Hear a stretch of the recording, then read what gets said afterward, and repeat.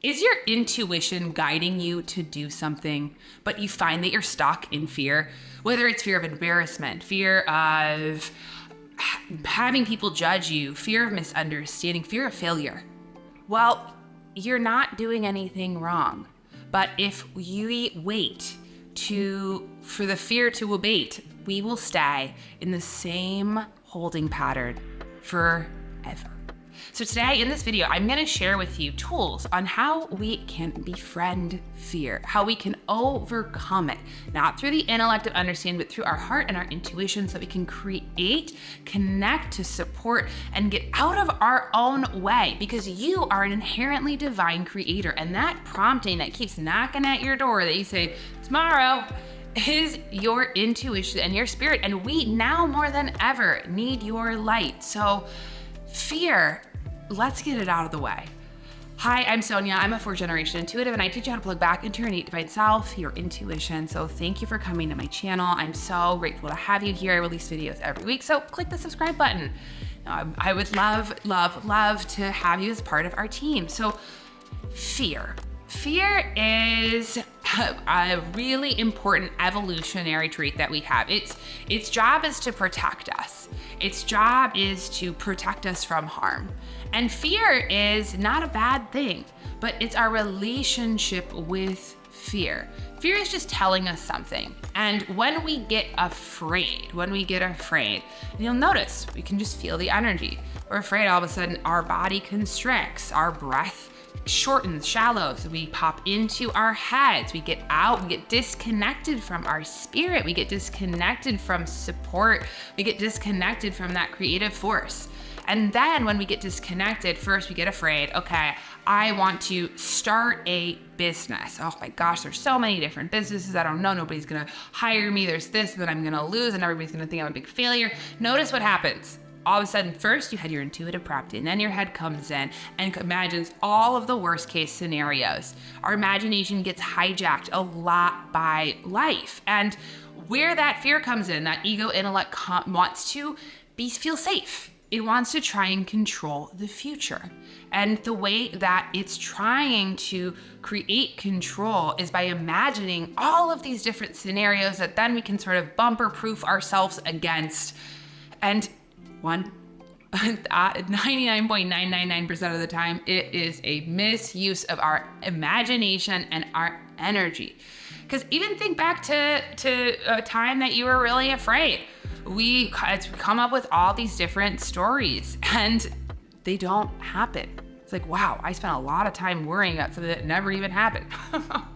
So where we're paying attention to fear is that fear wants to protect us from change. Because your intuition will move you. It will guide you to do something different. That is where our little lizard brains, that fight, flight, freeze, that part that gets really activated, it says change is dangerous. Change is scary. Change might mean loss. And change is inevitable. Change happens all the time. So if we can start to befriend that fear, and instead of trying to negotiate or figure it out, recognize this is just an energy. And guess what? When I'm feeling really afraid, big tell, I'm in my head. I am in my head. So pause, take a moment, and just pay attention. Oh wow, I am in a lot of fear thinking. Okay, my human parts need some support. So, my favorite tool, hand on your heart, hand on your belly, some deep breaths. And you can even acknowledge, say, thank you for trying to protect me. Thank you. And first, even start to identify when you get that little rotisserie chicken on a spit, use your awareness. Stop. What am I afraid of? And start to name it out loud. Start to name it. I'm afraid that no one will buy my book. I'm afraid that I'm a bad writer. I'm afraid that people will think it's stupid. I'm afraid that my friends and family will judge me. I'm afraid that I won't be able to write. Just start to name them out loud and pay attention to the energy and the vibration. As we're starting to name, we're emptying the garbage, and just let yourself just go spontaneous. I'm afraid of this, I'm afraid of that. Even put a timer on your phone for 3 minutes and just keep going. Don't think about it. Just let your spontaneous self, let that brain have a moment to just empty the garbage. Because a lot of times we get afraid, then we want to not be afraid, so we ignore it, we try and distract ourselves, we do something else, but it doesn't go anywhere. It's like having a big stinky garbage pile at your house. We want to take out the trash. So that's what this tool is doing. We're taking out the trash of the blah, blah, blah of our headspace.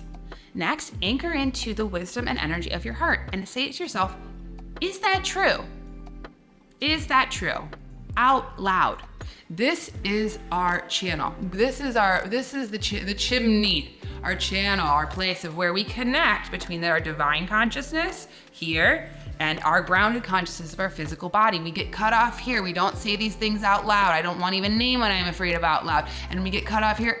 These two parts get disconnected. So when we start to name, we're emptying the garbage. We're starting to recalibrate. We're saying out loud, we're hearing the vibration. We're hearing our own voice. We're paying attention to the energy and reconnecting to our heart space. Second question, is that true? Is that true? And pause. Now, instead of going to the head, use your attention, awareness, and energy and go inward and start to let your body speak. I'm afraid I'm a bad writer. And it's like, is that true? No. Okay. Is that true? No, that's not true. I'm afraid that if I write my book, people will judge me. Is that true? And then we think, maybe. But then even second question, do I care? And third, also, people who love you for you. And we can't control other people's perceptions or views of us. So we can throw that one out the window too. More than it is about what other people think, it's about what you feel and know to be true.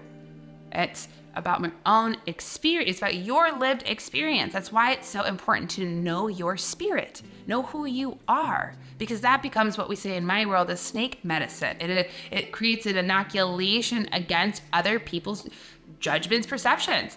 If you write a book, and I know for myself, I've gotten my fair share of feedback, and having this practice of recognizing that it's my own applause, it's my own authentic voice and energy that I care about more than I care about Joe Schmo's 2 cents that is down the block. And from that, we can also just travel lightly. Okay, that is for me, it might not be for you. And also on the flip side, where what people might be a judgment, maybe what you actually have to share will help someone deeply.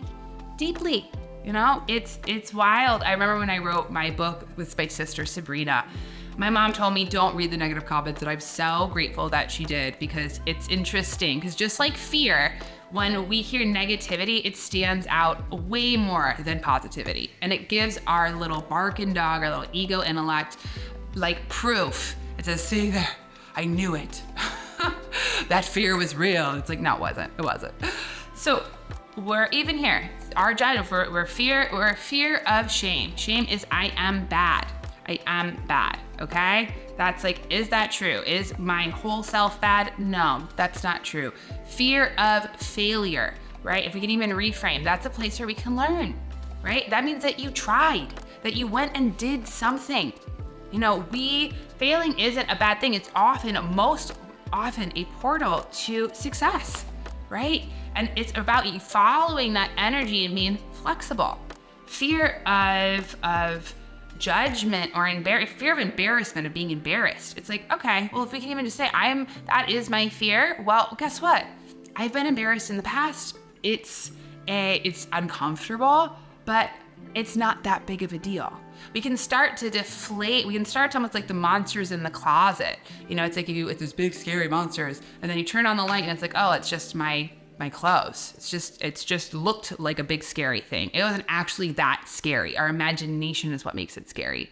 So we're just noticing these different fears, naming them, trying to be curious of if it has a resident energy and what's underneath it. What is underneath it?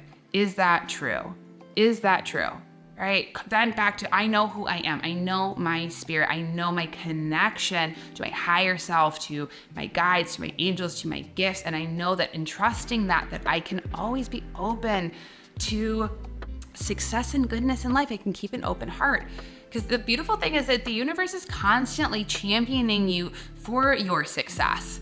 And it might not be our linear brain success, but it opens different doorways of keeping going. So again, when we are in fear too, what stops us is we are activated, fight, flight, freeze, figure it out.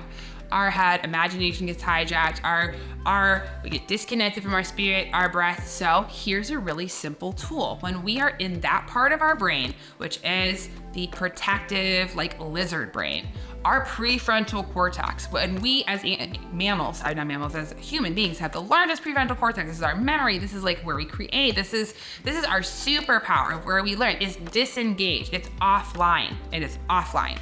So instead of having to figure it out, it's a really simple tool. I'm in a lot of fear, I've emptied the garbage, I'm procrastinating, it's time to do the thing. Okay, so we can engage the prefrontal cortex in a really fun way that actually can start to bring in humor. Humor is a wonderful way that breaks up the really intense frequency of ego that chatters, talks a lot, that's tight, right? Humor breaks it up instantly, because that part of the ego intellect does not have any access to humor. So super easy. You can just start to use some silly word association. Pick any word that you want. Let's see right now, like dog. So now just as many words: dog, fog, bog, log, jog, hog, bog, dog, log, fog. I mean, and it doesn't matter if you repeat the words until even all of a sudden you might even I laugh. I'm like, oh my God, I'm thinking, interrupts that thought pattern immediately, returns us to the present moment, and there, boom, we make a choice. So then you take a gentle action. Boop, that will start to alleviate. And the beautiful thing too is that what really breeds confidence, what really actually starts to move fear to I'm afraid and all this stuff to, oh my gosh, I know what I'm doing, I'm excited about this, is doing it. You know, the more that we practice, the more that we get out there, the more that you show up and you start to write your book, and you don't edit it and you just keep showing up, momentum will build, the energy will build. You start to move into that confidence through experience. It's not through thought. It reminds me of when I was young, when I was 12 and I first, I was training my mom and first had to do my first readings. And we had a family retreat every year in Hawaii called Translucent You. And Translucent You was my mom as a teacher, my aunt, and a whole team of body workers and artists, and it was an immersive experience. So I've been learning how to do readings with my mom and sister. I'm 12, 13 years old, and she's like, all right, you're ready to do readings. And now we've just been doing it, the three of us hanging out, and she's like, you are gonna read for every single person at every one of our guests at the retreat. Oh my gosh. And I'm, again, 13, and these are a lot of adults, all big adults. And all of a sudden, what were once just like the fun classmate friends who were in this experience together became these really big, scary things. So it's like, all right, I have to start, I'm gonna do my reading. And that morning, I just remember shaking. I was like, what if I don't know what I'm doing? What if it's this, and there's this, and there's this, and there's this? Despite knowing, training, trusting that I know this in my bones. So I sat down with my first person, and I'm probably sure I talked a mile a minute real quick and didn't even leave any room for anything. I was just going as fast as I possibly could, giving all of the information and just like holding on, white knuckling, and the experience was over. And then I was like, whew, okay, that was hard, but I did it. And then the next one, and the next one, and the next one. And by the end of the day, end of 2 days, I think 20 plus readings, all of a sudden I was like, I'm confident. In the practice, I got out of my head and making mistakes and figuring it out and finding the language and all of it. Then I instantly came into flow. And that was my first step into finding real confidence, of having what I really remember of crossing a big bridge of fear for me. Especially having just my mom, who's such a wonderful, wonderful teacher and so wonderful of also just not comparing. I'm like, I have my own style. And in finding our confidence, we put things to practice. That's that. So know who you are. Know who you are. Name the things that you love about your spirit. Name the things that you love. Raises your vibration. Name the things that you know about yourself to be true through your lived experiences. These are all great ways to help to reframe, like, oh, I got this. I do got this. We're not in our mammal brain of worst case scenario hijacking. We are here. We're present. We're connecting. Then again, naming your fears out loud, right? Name them out loud. Get clear on what they're trying to tell you. What are we really afraid of? What are you really afraid of? Then we can remedy to that. Is that true? Is that true? How much weight and importance? And even there, it's like, how much weight and importance am I going to give to others as well? Because when you are really connected to your spirit, to your authentic self, you share that with the world. If you have friends that don't get it, if you have people that aren't supportive, that means that they are not a vibrational match, and they don't, and that's okay. That's okay. That is okay. Because if somebody inhibits you from you just letting you be you, you gotta get the boot. So again, these are just some of the things that happen, and recognize that change is inherent. It's happening all the time, and our brain wants to keep us in what's comfortable. So it's not that you're doing it wrong. It's just that we need to interrupt those thinking patterns to come back to our heart, to come back to our spirit, to come back to our intuition, to take action that will build our confidence, our competence, and will naturally quiet that fear instead of letting it run the show for your life. So I hope you enjoyed this video. Please leave me a comment. I'd absolutely love to hear from you. If you want, I do intuitive readings and mentoring. So head to my website, soniatully.com. You can also download my free workbook and guided meditation. And I absolutely love to hear from you. So you always send me an email, hello@soniatully.com. And I'm sending you all my love. All my love. Bye.